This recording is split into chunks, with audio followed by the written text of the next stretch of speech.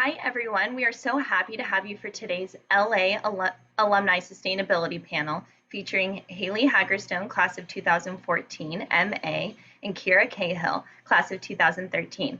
My name is Megan O'Rourke, and I'm the Associate Director of Regional Programs for the Office of Alumni Relations at USD. I'm also a proud member of the class of 2015.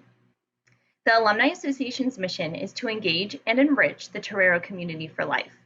We do so every year through in-person and virtual events, interactive webinars, and lifelong learning opportunities. Today's event is an opportunity for alumni and students to gain a deeper understanding of the topic of sustainability and its importance.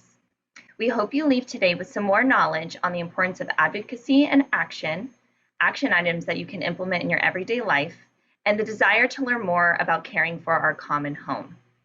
Friendly reminder that we are using the webinar feature and have activated the Q&A for you to ask Haley and Kira any questions you may have. We will spend about 10 to 15 minutes at the end of the Q&A, time permitting. All right, before we begin, here is some more background on our panelists. Haley and Kira, feel free to go ahead and turn on your cameras. Welcome. All right, we'll start with Haley. Haley is a corporate social responsibility consultant with experience in both the nonprofit and for-profit sectors. She spent more than a decade working with environmental organizations focused on ocean conservation and plastic pollution. Now she works with companies on corporate social responsibility, social impact, and sustainability projects. Haley has a Bachelor of Science in Natural Resource Conservation from the University of British Columbia, a Master of Arts in Nonprofit Leadership and Management from the University of San Diego, and a Certificate in Corporate Social Responsibility from the University of Colorado Boulder. Kira Cahill is an actress, entrepreneur, and environmental activist. Kira has been actively working with Oceana, or has actively worked with Oceana, the world's largest ocean conservation organization, for 16 years and co-founded the Oceana Young Leaders Council, the only official subgroup of Oceana. During her career in Los Angeles and through her work with Oceana, Kira was able to witness the impact of the individual, particularly on the environment.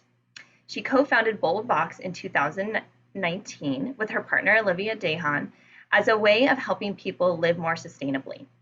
Bold Box is an eco-friendly subscription box, online store, and community focused on simply being better, not perfect. All right, that was a lot, but we have a lot more to cover. Haley and Kira, let's go ahead and get started. Why don't you tell us a bit more about what you've been up to since graduation, in addition to what I just mentioned, leading up to your current work and role? Haley, we'll start with you. Thank you.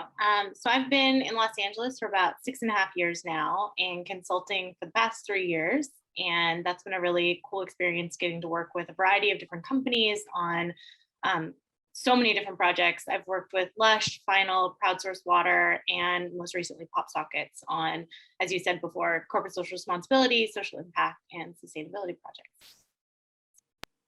Awesome. And Kira? Yeah, thank you. So I have lived in LA a little longer than Haley. I've been here almost 8 years and have been working in the film and television industry, along with working in the environmental space. So founded Bold Box about 2 years ago and have just been actively involved in all of the community efforts around LA in trying to clean up our city, better our community, and better ourselves. Wonderful. We all need to be doing that, not only in LA, but all over the country and the world. So great work that both of you are doing. Alrighty. So the University of San Diego strives to take responsible actions affecting and preserving the environment. And since the creation of the Office of Sustainability in 2010, we have created many different initiatives that support that mission. Were you inspired by your experience at USD to get into the field of sustainability at all? Kira, we'll start with you. Okay, so with this question, I think that what I reflected on was actually how beautiful the campus is and how all of San Diego is. And I think that it's checking into our environments and seeing just what we have in this earth and celebrating it. And more than being inspired by my time at USD, I reflected on how I wish I'd started my sustainability journey earlier, because while I was there, I wish I had started implementing sustainable practices into my lifestyle, creating those big habits, and really diving into very tangible policy change that college students have the voices to really take action. So that's more or less my take on it. I loved everything about USD, and it's a beautiful, sustainable campus, but I wish I had been more involved in the sustainable movement starting then. And I started my journey before attending USD, my undergrad being in natural resource conservation, and growing up in Canada. I'm a surfer, I'm a snowboarder. So my love of being outdoors in the ocean, on the mountains, was really what inspired me. And I was so lucky to get to work for the Surfrider Foundation in San Diego and apply what I was learning through the master's program every single day to our work to protect oceans, waves, and beaches locally. Thanks. I know, Kira, I actually have the same thought as you. I wish I would have really just soaked up everything that I could have at USD when it comes to sustainability practice. I see it everywhere. Every time I'm being told to reuse a reusable bottle, which I do, I could show you, but I'm going to spare everyone the little show and tell. But also little things, the removal of plastic straws, things like that. So I mean, I just know that USD has been working on this for so long. I wish as a student I would have been a little bit more aware, but as a as a staff member, I am certainly abreast to what's going on. So, but I'm glad that you all are taking those steps now. So let's talk a little bit more about the different types of sustainability. Maybe not so much in the 4 different pillars, right? But we're going to talk about how it's changed in the past couple of years. And we'll start with the corporate and business side and then move into our own homes. So really, what can we do to move the needle? Haley, can you touch about or on the corporate business side? Yeah, I mean, there's so much that we can do. Just thinking of like some low-hanging fruit. So as a business, an office could eliminate single-use plastic water bottles and install water refill stations. You could get rid of plastic cups and cutlery and have reusable supplies there for people when they're in the office. I think that small investment up front can have a huge impact when you multiply by the number of people and office days over the course of a year. And Kira? Yeah, I mean, I think that in terms of sustainability, it's definitely changed over the last few years, where for people, we realize that we have a lot of control over just how sustainable our lifestyles are. And in particular, in our own homes, when we're going to an office, when we're going to the gym, things like that. So for us, in terms of changing and, seeing that needle shift, it's about the shift of taking some of that power where, 100 billion plastic bags are used every year just for grocery bags. And by you investing in 1 or 2 reusable bags, you can help to eliminate that. So I think that that's something that we've seen, is that people are really realizing that it's not helpless, it's not hopeless, it's actually pretty empowering. So that's the biggest shift I see. Definitely. And how has the pandemic affected us? Because it's affected us in so many different ways, but certainly on this topic too. Can you touch a little bit about or on that, the good, the bad, the ugly, everything? Haley? Yeah, there's so much to cover with what's happened in the last year and a half. But, on the downside, the pandemic, we've seen a huge increase in single-use plastic from, online shopping to takeout food and personal protective equipment, the single-use versions of that. We also saw certain certain policies around plastic pollution getting put on hold, like the bag ban in California, and our ability to bring reusable cups into coffee shops. A lot of places refused to accept those because there was a fear of contamination. But then on the flip side, we saw less people commuting and clearer skies, less smog here in LA. So that was one positive that came out of it. Yeah, I think that for the first time in a very long time, we were all kind of stuck sitting at home with our trash, where normally in our lives, we spread our trash out. It's home, it's at the office, it's wherever we tend to go, it's at restaurants, and we don't really notice the amount of waste that we produce on a daily basis. And in particular, when you have your whole family, which a lot of people did during the pandemic, just how much one household can create in terms of waste.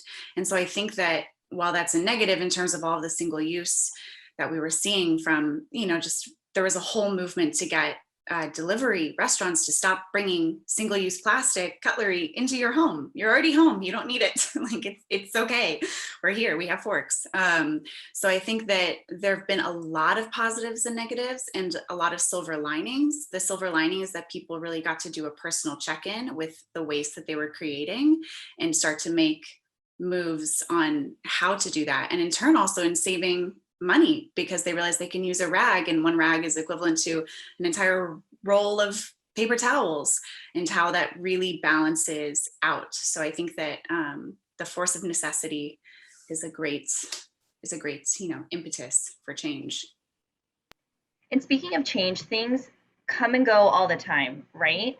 But there's been a lot of positive changes. So what do you think of all the changes that you saw in the pandemic is not just here for the short term, but here to stay? And I know I didn't ask you this question, it's a curveball, but what are some things that you hope will be implemented for many years to come? Whew. So there was a lot of breaking down of silos over the last, 18 months with, not only the pandemic, but the Black Lives Matter uprising, and individuals that were working in the environmental movement kind of taking their blinders off and looking at the intersection between racial justice and environmental justice. And I've seen some pretty incredible conversations coming out of that. And I hope that that continues, because at the end of the day, we can't protect the planet without protecting people, and vice versa. Mm-hmm. Yeah, I think that we realized for the first time just how interconnected everything is, and how, it's like what Haley mentioned before, of all of a sudden everybody went into their homes and we were seeing deer come into the streets. We were seeing dolphin around the coast. We were seeing all of these beautiful things happening in our natural environment, from CO2 emissions decreasing, and how our impact and how we're all connected. So I think that that's something where people really were able to realize their individual impact and wanted to make a change. I think also the pandemic completely shifted how we see our daily lives and our daily schedules. I'm not sure work will ever go back to being completely how it was pre-pandemic. We realized that there is a balance that needs to happen in our own lives. There's a luxury to being able to work from home and make yourself a sandwich, or work from home and do laundry, or take a mental break walk while you're still part of the workforce. And so I think that that's something that now that people have had a real and sustained taste for it, we might see modifications in the workforce going back to that. At least I hope so. I think, I'd love to see that. I know one thing in my own work, we used to print out just about anything you could possibly put your eyes on if it came to a memo or just a timeline on anything. And I had an event in San Francisco, and I printed out probably a couple of things too far. And I thought, I need this, I need to be able to access it quickly. And then I thought, what's the point of my phone if not to have it there? So I was like, you know what, moving forward, not going to do that. I have all the tools I need on my computer and my phone, and I'm not going to print that out. Just the minimum that I need to be able to do the event. So I think I'm starting to think that way from this whole experience from working from home too. So I think more people are doing that as well, or hopefully. All right. So we've had previous conversations about the advocacy of sustainability. Why is it so important to advocate for sustainability? And what are the major policies that are in place to help us with this advocacy? Haley? Well, I think that, individual behavior change and corporate change and the voluntary commitments that, we all make, as far as like, I'm going to not use plastic bags, or a business saying they're going to eliminate, so much carbon from their supply chain. Those are great, but they only get us so far. So I think we really need to have policy change to kind of drive that, bigger, what's the word I'm thinking of, move the needle further and just like get the groundswell that we need. And I think we have so much power as individuals to push for policy change. There's policies every day at your local level all the way up to the federal level that are, on the docket that we can look at and educate ourselves and make our voice heard and vote, vote. Yeah. I think that with policy changes, it's integral to our society as we know it, where for sustainability, where we're at is there's a lot of movements that you can actively sign petitions for. Like there's a movement going on right now to help eliminate Amazon's plastic usage, where you should have the ability to sign up and have your package become plastic free or have sustainable shipping. They ship 7 billion packages, and like with one individual change. And if we see a domino effect with that, I think that that's where we realize the power of something like a petition is putting individual pressure on corporations to be better and to let them know that it's the voice of the people who are their consumers, that this is something that the consumer wants and is willing to fight for. It was through policy change. California has the largest span of protected ocean seafloor, and that was through policy change and through that kind of just general citizenry action. You can write to your local congressman, woman, and let them know if something is happening in your area. If you see here that something's going on, like care.com is a great website to go find petitions, particularly to your local area if you want to sign. But yeah, there's power in pressuring corporations to make better sustainable changes. And as you both mentioned, power in your voice, power in your vote, power in everything. Get out there. If it's important to you, put in the effort and good things will come from it for sure. All right. Let's see what the next question I have is this one's a little one that I think some people would be curious to hear, which is, what are the common sustainability misconceptions? An example would be, what are things that we think are recyclable, but they actually aren't, and we might be hurting the environment without doing it on purpose? Can you guys speak to both of those? Kira, you want to go ahead? Yeah, sure. I think that there's a lot of sustainable generalizations. People tend to think it's pretty granola and gross, and there's just a lot of antiquated stereotypes about sustainability.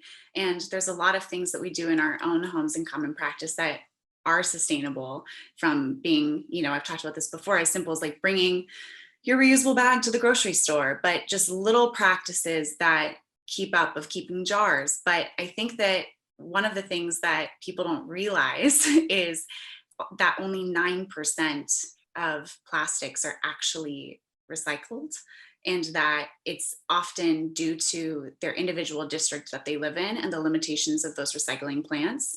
So something that's not recyclable in most places is the plastic grocery bag and the plastic produce bags, which those get all kind of shredded and torn up in the machines, and they end up shutting down plants for days. So that's really difficult. A lot of the different plastic containers that your berries come in are not recyclable. Any kind of item like a plastic razor that has mixed materials on it is not recyclable.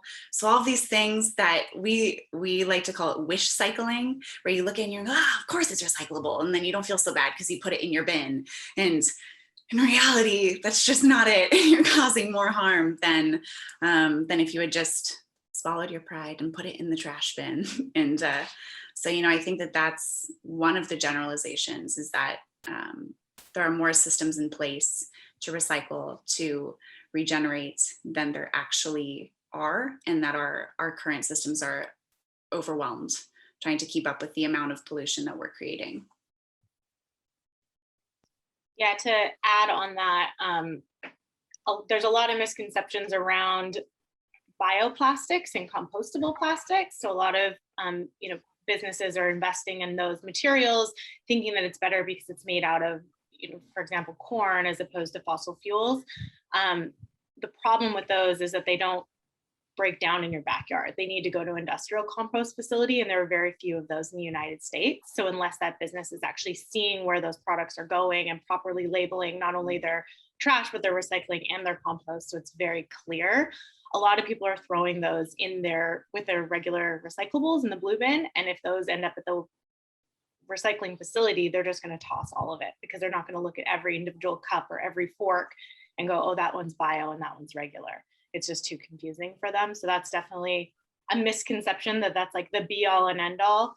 And then on the recycling front, to your point, Kira, it's reduce, reuse, recycle in that order.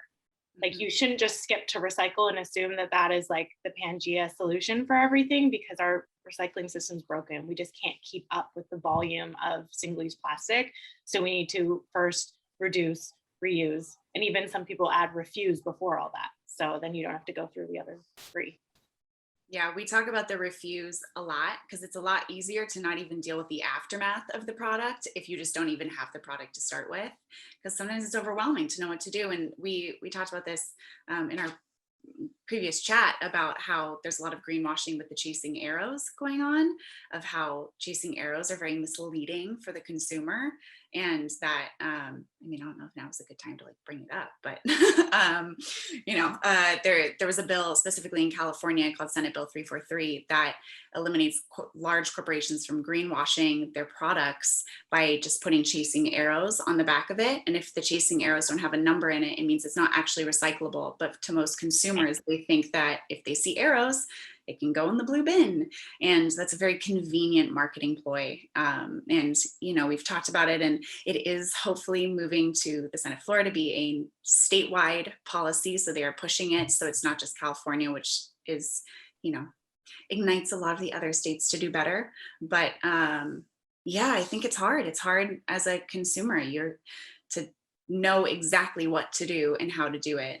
And you have to educate yourself, unfortunately.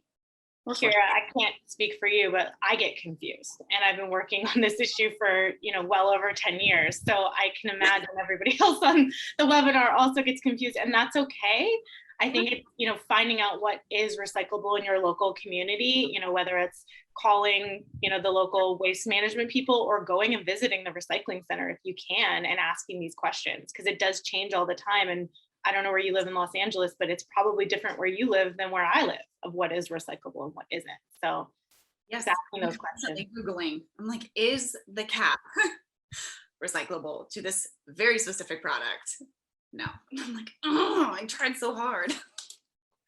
Yeah, it's ever changing. All right, let's see. We actually have quite a handful of questions that are coming through the Q&A and the chat, so keep them coming, everyone. But we're going to, speaking of educating ourselves, we do have a question in the chat, and I'm going to ask that, and then we can continue our predetermined questions. But regarding policy change, are there any organizations you recommend we connect with to get educated and become aware of various ways to learn about being knowledgeable about recycling, but then also different petitions that people can get involved with on the policy side? That was a twofold question. I personally love the Oceana website. Oceana.org has a take action section with a bunch of petitions that you can go and take a look at and sign. And they also break it down based off of your state where you're at. So if you want to get particularly involved in, let's say California legislature, you can educate yourself there and learn and take action that way. Again, I like Care, because they have a whole list of petitions. Some of them are meh, others are really wonderful. So, use your brain, sift through. But I don't know, Haley, what do you? Yeah, I would add the Surfrider Foundation has some great action alerts, again, ocean related, but then they are moving further upstream because, of course, the waste that's ending up in our oceans is coming from land primarily. And then Story of Stuff also has some really great action alerts that look at different products. So it's not just about plastic and oceans. So I would check both of them out. I would also add environmental working group. It's ewg.org, has some great sections where you can really go and educate yourself on what's happening, and great take action landing pages there as well. Perfect. And that was on the policy side, but Slater wrote in and asked, where do you stay updated on all things green personally? Where do you get your information from? I research like crazy. For Bold Box, we actually send out a sustainability newsletter every Friday about kind of global environmental happenings, to try and kind of keep everybody educated. And so for me, I really like EWG. I like BBC. I think National Geographic is a great source, actually, just if you want something a little more storytelling. But just kind of really scouring through and looking. I like to look towards local news as well about what's happening. In particular, I kind of hound what's going on in my local beach communities between Santa Monica, Orange County as well, just to kind of see what's happening, in particular with I'll even look at what's going on in city councils, if anything's been brought to the floor to city council. Just because for us, we work a lot with our local communities. And I think that anything that's being brought to city council is pretty important. If there's like a drainage issue or pollution, something like that, sewage runoff. But yeah, I like BBC, CNN, EWG, Oceana. Yeah, definitely local and national nonprofits that are working in the environmental space. I have a lot of newsletters in my inbox in every given week, and that's how I kind of keep up to date on different issues. On the business side, sustainable brands and green biz are really great newsletters that kind of tell you what businesses are doing around sustainability. So that's a good way to keep up to date on that front if that's of interest. Perfect. And actually, we have a couple of more questions about in relation to USD. So we'll go ahead and touch on those, and then we'll answer some audience questions. So if you could offer a USD student advice about getting into the sustainability field, what would it be? I would say don't get too overwhelmed by like the doom and gloom statistics, and to really find an area within sustainability that interests you, and then research organizations that are doing good work in that space and get involved. And that could be, as simple as signing up for their newsletter. It could be volunteering. They could be ultimately working for them one day, but there's so much power in kind of working your way up within an organization. That's ultimately what I did with Surfrider, and I learned so much along the way. Yeah, I would truly say the same thing. I would say, with sustainability, there's so many different avenues that you can go in the field, whether it be ocean conservation, the national forests, like really and truly, it's whatever sets your heart on fire and sets your soul on fire. And so dabble, see what that is, get the newsletters, read their websites, follow them on social media, and see what really and truly gets you there to where you want to go in and contribute and work. And maybe the life path is just volunteering whenever you can, sharing their news. But I think that anytime you can volunteer, anytime you can get an internship, that's a really good and educational way. I think that most corporations, nonprofits, environmental groups are really grateful for interns. They welcome them with open arms. They need them. I have been a volunteer and an intern so many times in the last, 16, 20 years that it's pretty crazy. And it helped me find my particular path with ocean conservation. And Haley, I know, you've done the same thing of internships and volunteering, and it's, I'd say that's the best one. Grab a friend, go to a beach cleanup, do it together. Awesome. Thank you for your words of advice and wisdom. I think a lot of people on this call or who are watching at a later time can take those words and kind of implement it into their life.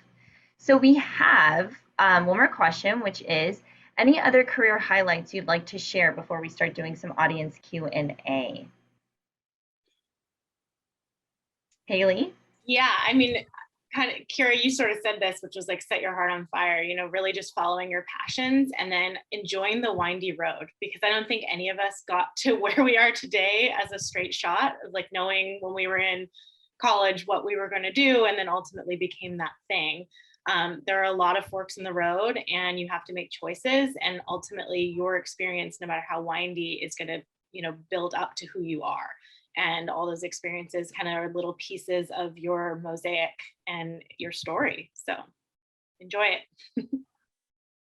Yeah, to go right on with that. If you had asked me a decade ago, would I have started a sustainable company, I would have potentially laughed, because I was solely a volunteer at that point and an intern. And I was like, no, I will help others do this, not my own. And it's just never, I think the power of saying yes to opportunities, the power of taking those chances, and then instead of maybe a career highlight, taking a moment to look back on what you've accomplished, taking a moment to look back on the longer you're in the space, the more impact you have.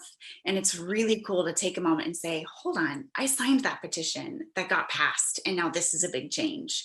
I was part of that volunteer group that went and cleaned up this beach that was devastated by a sewage, and we saved this many, this much marine wildlife, or working for a company that's really advocating and making calls. And so I think that that's a moment where it's not necessarily a highlight, but you kind of create your own highlight reel per se. You can kind of give yourself a pat on the back, because the wins add up without you necessarily noticing that they're happening. Absolutely. All right, so we have USD Fire rapid questions, okay? The first is for Kira. And who was your favorite USD professor? Oh, it's a tie. Lisa Berger or Monica Stuft. Haley, what about you? Deidre Maloney. All right, we'll have to let them know that they are number one in your hearts. Favorite spot on campus? Kira. I loved the little quad by Founders Hall. I just surrounded by all of the roses. It was the most peaceful place for me specifically. I loved it. And I loved the area behind the Institute of Peace and Justice because it looked over Ocean Beach, and that's where I lived. Two of the most beautiful spots on campus. And actually, speaking of campus, there have been a lot of renovations on campus since the pandemic, but just since we all have been at USD. So if anyone on this call or is watching at a later time has an opportunity to make it back to San Diego and visit, it is just unbelievable the enhancements that are going on. There's a new Kalachi's Plaza, which is not new, but it feels new because it was built right before, or was constructed right before the pandemic. A beautiful lawn right in the middle, in between Olin Hall and the newly created Canal Center for the business school, in addition to Copley Library and Founders and Camino Hall. We also have the Learning Commons, which is just built too. So it's very cool. It's very Google-esque. It just provides students and faculty members more office space, but then also more collaborative places to learn. So I know that was a little pitch for USD, but it's just beautiful, the areas that we're building, and some more of the buildings are actually beautiful themselves inside, not just outside, which I think is important to note too. All right, and the very last is your favorite USD memory. We'll start with you, Haley. My mom and dad came down for my graduation all the way from Canada, so I got to show them the beautiful campus and San Diego in general, and I just loved that experience. I would have to say mine's slightly similar, but it was at the end of first semester, freshman year I was in just multiple shows, and having my parents, who told me they weren't going to be able to make it to see the shows, be able to come down and see the performances was really special. Nice. They came to all of them, but that one they told me they weren't going to be able to make it to. So that was really beautiful. Family first. It's always good to have to be able to share your experiences with your family, and especially such a big part of your life at USD, both for undergrad and graduate studies. So I echo that. I played soccer in undergrad, and so the most special part of my time was having my parents come and see me play. So very similar. All righty, so that's all the questions we have for today, but we do have some more in the chat in the Q&A. So I'll go ahead and pull some of those up. Let's see. Someone wrote in, what is the best way to get started on your own sustainability journey? We'll start there. I think that the best way to get started on your own sustainable journey, and this is something that we talk about a lot, is start where you're at, start with what you have, and make slow, impactful swaps. So one of my favorite quotes is by Marie Anne Bonneau, and it's, we don't need a handful of people doing zero waste perfectly. We need thousands of people doing zero waste imperfectly.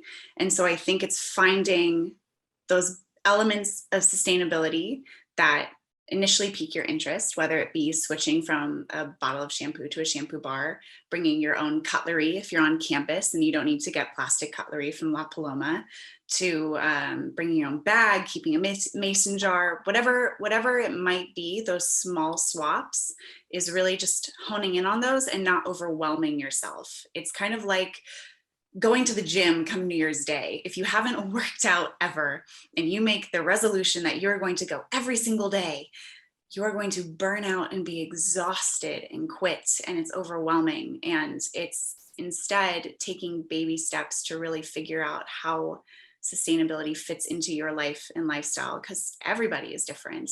Everybody has different needs and different schedules. So trying to, fit a round peg into a square hole is not gonna, or square peg in a round hole, whatever it is, doesn't work. So it's, take a leap, try two things, start there. I think you hit the nail on the head. The only thing I would add is just don't beat yourself up, because we all make mistakes, especially I think this last year, we all had to make some choices around safety and, using plastic bags if the grocery store didn't have any or wasn't accepting reusable bags in some cases, or, your takeout food and those things. And, we're human and that's okay, but acknowledging it and saying, what could I do next time? Or maybe I need to put my bags in my car, or could I have put the groceries into the cart and then, into the bags in my trunk or something like that. There's so many workarounds, but just thinking through it. And again, just don't beat yourself up because it happens. Yeah. I think also find a few companies that you trust and people that you trust to take their advice from, and don't overwhelm yourself with trying to go ahead and be the best. Like everybody, no one is perfect. We are all on this imperfect journey of just being a little bit better, And then do you guys have good recommendations for simple, sustainable swaps, or where do you shop for more sustainable items? And I know that Kira, this is right up your alley. Wow. I guess to preface this question without me sounding like I'm doing a complete company plug, was my journey started of wanting to live more sustainably and being really dissatisfied with what was in the market. I didn't like the products. I thought some of them were hard to use. I thought they were too expensive. I thought that there wasn't enough availability for products. So that's kind of where Bold Box started, was me wanting to create a sustainable lifestyle that was sustainable for me, with good quality products that I loved, trusted, knew what went into it, lasted, and worked really, really well. So, I mean, for us, we product test everything, absolutely everything. If we recommend toothpaste tablets, it's because we've tried 12 toothpaste tablet brands and we will only recommend the one that we love.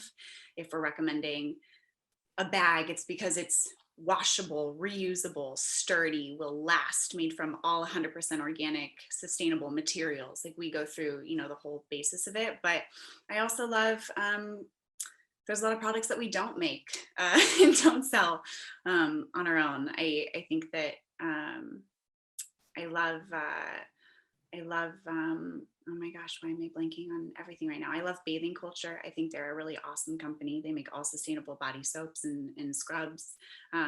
Drops is one of my favorite laundry companies. They're non-toxic, completely safe for your home, safe for you. Haley. I would add, check out the Package Free shop. They have some really amazing products, and some of the ones that I think you spoke to, Kira, and probably some of the ones that you've included in your box. So they've got some great, houseware stuff, as well as like personal care products. And here in Los Angeles, there's the Refillery, which is like a mobile truck where you can actually bring, your big jugs and fill up either laundry soap, dish soap, shampoo, all that good stuff. And you can usually find them at farmers markets around town. So check them out, follow them on Instagram, see where they're at, and bring your, jars that you have at home and reuse them. Farmers markets is a really great solution too, because a lot of them you can find like a good sustainable soap that comes without plastic packaging. You can get a lot of groceries without plastics that way. So there's farmers markets are actually really, really cool if you want to try and live slightly more in a sustainable way, just because it's much more farm to table, but also product to home in terms of there's not a lot of that floofy packaging that often is single use and non-recyclable. So yeah. There's also so many recipes online that you can make a lot of stuff yourself. So I challenge you to look into that. Maybe you don't need toothpaste tabs. Maybe you can make your own with, baking soda and coconut oil and all those good things. Yeah, super doable. DIY. Gotta love it. Coconut oil is a great lotion, Very true. Simple things. What plans do you have in place for the Los Angeles area? Either one of you or your companies that you work for or that you own? Yeah, so we do with Oceana beach cleanups every month. So we have some beach cleanups scheduled for November and December. If anybody would like to attend those, I can link those dates and locations, which the locations are still a little TBD. Normally we will go either to Will Rogers in the Malibu area or down by the Santa Monica Pier. So that information will be out. And then we, for Bold Box, are participating in Conscious Night Market, which is a really fun new event happening on, the next one is October 2nd on 3rd Street in Santa Monica. And it's all sustainable companies, all conscious focused companies. So if you want to come and do a little shopping and exploring and learning about what's going on, we have that going on. That was the first I heard of that, so I will see you there because that sounds awesome. Please come. We're so it's brand new. It's honestly brand new. It's October 2nd will be the first one, and then they are doing it monthly through 2022. So it'll be very cool. Yeah. And Haley, what about you? Oh, sorry. I am involved locally with a nonprofit Global Inheritance, and they do some really cool, like, creative art installations that bring people closer to environmental and social justice issues. So they've done Coachella for the last 18 years. They do a lot of big music festivals and live events like that. So I've been helping them out for about a year now. And when the world opens up back again and we have some more live events, I'll be out doing some of that stuff with them. Wonderful. Kira, Jennifer asked, what's the name of the October 2nd event? Yes, it is called Conscious Night Market. You can find them on social media. I think it's literally Conscious Night Market Santa Monica or SM, and you can Google it. And so that will be in the evening on October 2nd. And there are tons of vendors. I was overwhelmed with joy looking at the vendor list. It's going to be really lovely, I think. Santa Monica, 3rd Street, October 2nd. And then you both mentioned a couple of different nonprofits that you have helped out over the years, but Slater asked, are there any LA-based nonprofits in the environment sustainability space that you volunteer with that you can recommend, in addition to the ones you recommended during your time in San Diego, for anyone who's looking to get into that in the LA area? Or if it's the same that you already mentioned, just reiterate that. I would add to the ones we already talked about, the Five Gyres Institute, who I also worked with. They do a lot of plastic pollution research. Heal the Bay are an amazing local organization. There's Tree People. There's so many here in LA. Yeah, it is an abundant place for environmental volunteering. Tree People is fantastic. There's also the Wolf Sanctuary, which is up north a little bit, which is kind of cool. Trying to rehabilitate that if you feel like walking on the wild side. Heal the Bay is great. And other than that, just I work a lot with Oceana. So it's really my reference. But Your go-to. We talked about internships earlier, and we talked about students and getting involved in the sustainability world, but are there any specific majors, and I know it depends on the university, but are there any suggestions on specific majors or minors that are best to develop a career in sustainability while they're in undergrad or during their graduate work? Or if maybe a university doesn't offer anything in sustainability, what would you recommend that someone take where you can learn and develop these skills that might be outside of that? Maybe if it's leadership and education studies or the business school, things that you participated in during college that helped you build your base before you went off into the sustainability world. when I was in my undergrad, I don't know that sustainability was a program, but I studied natural resource conservation, which is sort of like earth sciences, and it was actually in the faculty of forestry. So it was interesting because it was very terrestrial based, and then I ultimately did my career on the ocean side of things, but I always grew up along the coast, so it was kind of a natural, I guess, transition. But it's all interconnected at the end of the day, so I don't know that you need to get too overwhelmed with like what you focus on, because it's you can learn so much online as well. So even if you don't take all the right courses through school, you can continue your education, as I think Kira and I both do. We're always learning and always consuming, and things are changing every single day, so just keep learning and keep finding what gets you excited. Haley really nailed it. I would say if you want, I know that USD has a really great marine biology and a lot of ties in that, any kind of environmental study, but also business management and business development are great ones. For every organization, it needs to operate in a high functioning way in order to do its job properly. So anything like that, political science is also intriguing, depending on if you want to work for an organization that focuses primarily on policy change. So yeah, but I don't think in education specifically, there's no like one job or one major or minor that will get you into an environmental space for sustainability.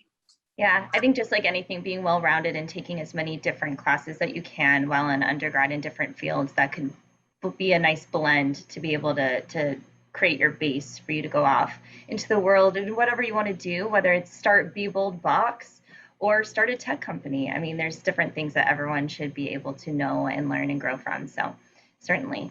All right, we are just at about our time, but Katie wrote in and asked if you could summarize those groups in the details after the call. So I'm assuming she means all the different references that you had communicated today. So Katie, what we'll go ahead and do is we will talk offline and we'll collect all of that information and we'll include it in the thank you email for you all. So you all have a nice, robust list of the references and recommendations that both Kira and Haley have mentioned today.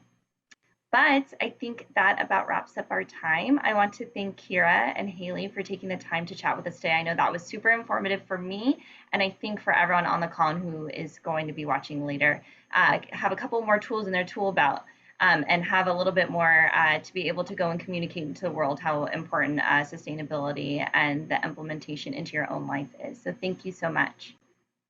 Thank you, Megan. Yeah. Thank you. Thank you, Megan. All righty.